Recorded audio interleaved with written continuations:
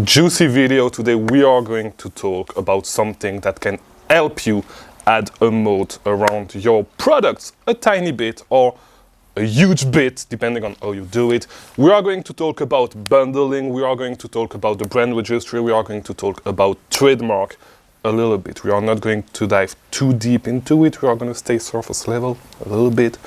We'll make videos diving deeper on how to actually find bundling opportunities in the future, and I'm going to tell you what I think about it and if I think that you should actually use bundle or create your own bundle and all that stuff. All right, so before we actually start talking about this, I am offering one-on-one coaching if you need a mentor to help you scale your Amazon business to the moon, or a little bit under that if you do not necessarily, because everybody does not necessarily want to make $500,000 a month. I'm not doing these numbers, so I probably will not be able to help you reach those goals, but if you need help, if you need a plan to actually scale your Amazon business and you want to avoid mistakes, you want me to build you a plan and to help you, hold you by the hand to reach those numbers, link in the description, book a call with me.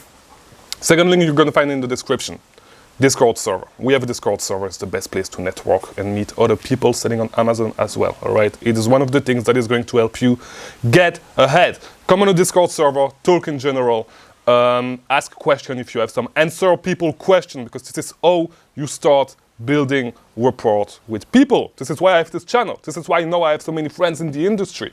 So yeah, do this and it's gonna help you grow. All right, so bundle. All right, so why do you want to sell on? So if you do not know what a bundle is, it's basically a listing where you sell multiple products at the same time first. All right, so this will increase the average order value of your orders. All right, so the reason why you want to do this is because you're gonna have less competition. All right, so this is the big positive. Going on listings, going on such on listings like these will help you avoid competition. You will have a little wider moat. Okay, your moat is going to be a little bit wider because of this.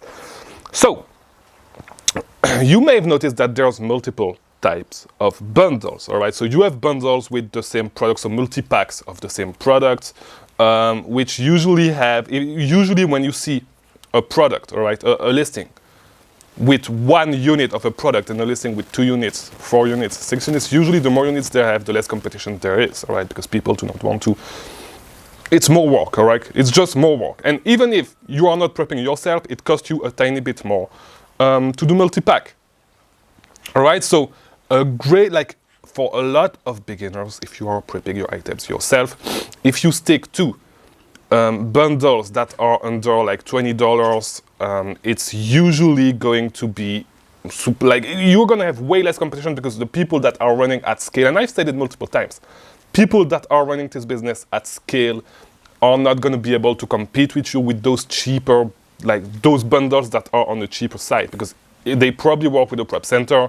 The prep center fee will eat on their profit for every additional unit. So those items are usually good if you stay under $20, under $25. Those bundles are usually super good for you.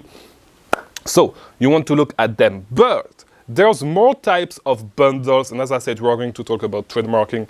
We are going to talk about creating your own listing. We are going to talk about those types of bundles. There's people that actually create bundle and trademark their name brand and put their own name brand. They create the listing, they put their own name brand, so the brand is restricted for you. No, there's multiple ways to do it. So some people just take, for example, I don't know, if you wanted to sell something like this, all right, you wanted to sell something like this, you make a bundle of 2 of them, there's a name brand on it. It's a bad example, but I don't necessarily have something that I can show you right here.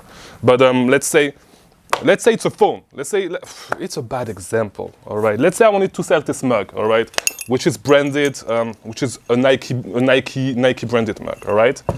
I would actually put 2 of them together and put my own brand on it on my own listing. It's not necessarily something that you want to do. Even if some people do it, even with a product. Let's say this is a Nike mug. They will not say that this is a Nike mug on the listing. They would say that it's Chris brand's mug on the listing, which is something that I believe you should stay away from, because it can, like, just think about it for 2 seconds, you can run into some issues. You are misrepresenting the brand of the item, all right, on Amazon. Amazon is probably not going to be happy in the future with this, all right? There are some stuff that is more that I would do that I did. I did not create the listing, but for example, for a lot of products from the MAC brand, the MAC cosmetic brand, a lot of them are listed with a brand that is called ACM, and which is not gated. So for this, I would do, because it's close enough. And I don't think I will ever run into troubles for this, but because a lot of people are selling on it. But creating your own listings. All right, creating your own listings, misrepresenting something that says it's Nike, you are selling it as it was your own brand. I would not do this. I think it's, if you do not know what white hat is, black hat is. So white hat is everything that is by the rules. Black hat is definitely against the rules. Gray hat is in the middle. It's the middle area. It's a gray area. You do not necessarily know. It's not necessarily good. It's not necessarily bad. I would say that this is definitely black hat. If you are, even if Amazon does not necessarily enforce it, I would stay away from that, because you know, it's just like I talked about, like submitting blank pages, and blank pages. No, it's okay, but like submitting random pictures to get ungated on Amazon. I always advise against that, even if it was working, because you can probably run into some issues in the future. Same thing with this. I will not do this. It's definitely black hat. No.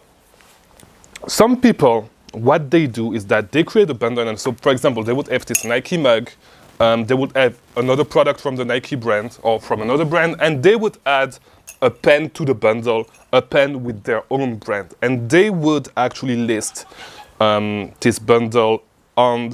They would list this bundle under their own brand with their own trademark. If you do not know how to do this, by the way, you need to register a trademark, and then you need to apply for your brand in the brand registry. Once you do this, you would be able to, it's the same thing as with the Nike brand, right? People will need to apply to actually get ungated, and so, and you have more control on your listings and stuff like that. And so people will not be able to jump on it.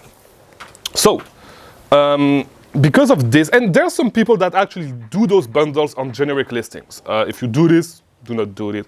I would say that actually, you know, because you've probably seen those listings. I'm pretty sure that if you've been selling for a little while, you've seen those listings with people actually putting a pen with their brand on it.